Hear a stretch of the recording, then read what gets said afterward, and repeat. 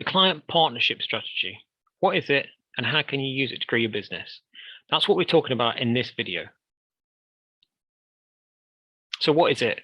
The strategy can be used, for example, when you want to enter a new market, a new sector, or even a new location. So let me tell you a story of how we used it on one occasion in our own business. About 25 years ago in one of our businesses, we had a couple of needs, or you might call them demands. First, we wanted to set up a dedicated service for hotels. And second, we needed to find a new office premises to work from. And both of these seemed to happen at the same time. Up until this point, we'd done a bit of work for various hotels, but it was always one-off. And we knew if we wanted to set up a dedicated offering, we need enough customer demand to employ and dedicate full-time staff to those type of clients.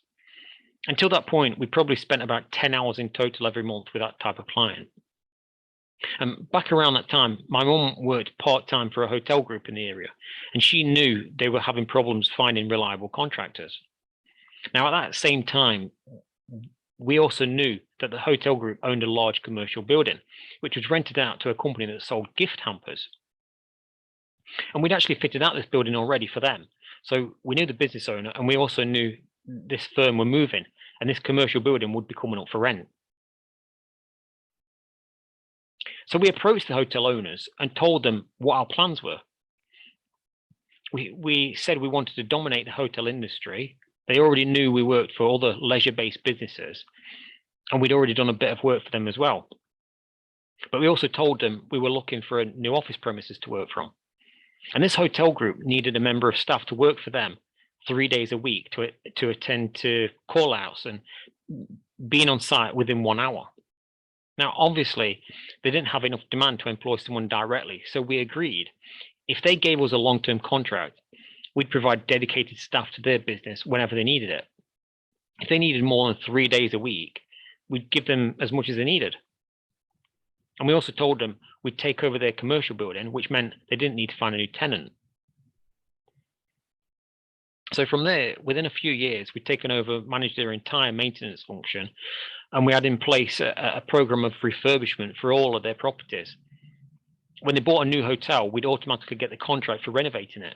We built a new head office for them, and as well as dominating the hotel industry, we ended up earning millions of pounds in revenue. But because they were the largest hotel group in that area, everyone knew that we managed their properties. And so we ended up with contracts with about 95% of the hotels in that area, including taking over contracts with the national chains like Best Western and Swallow Hotels.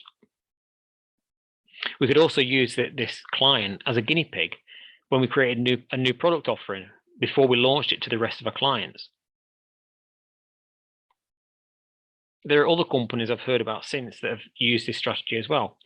I don't know the finer details, but a company called City Refrigeration, originally just based in Glasgow, but now a national company, they use this same strategy. In fact, it's almost an identical story to ours. They set up a partnership with Asda, at first managing their refrigeration equipment in a few of the Asda supermarkets, and later taking over the whole country.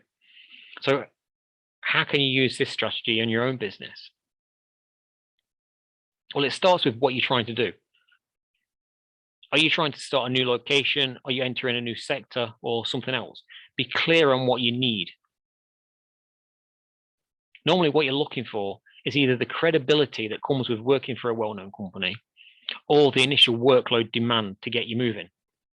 So this means you need to find one of the larger companies in the industry you're targeting. It's no good setting up a partnership with a company that can't give you what you need in that early stage. Next, what you need to find out is what they need. Maybe they don't need anything at all, or maybe they need what you provide, but can't find anyone to fill that gap. Everyone has a need of some kind, no matter how big they are. When you found the right partner, the next job is to structure it. You can either do that through a standard contract, or you can go more in depth and set up a new company, where perhaps you give that partner an equity stake as a joint venture with your business. It can be as formal or informal as you want. If you want to dominate a sector like we did, then by giving that client equity in a business, it might lock them in and guarantee you working with them for a long time. But if they don't have any connection or influence over the rest of the industry, is it really worth setting up the venture like that? You can set it up however you think fits the situation best. But that's how you use a client partnership strategy to grow your business.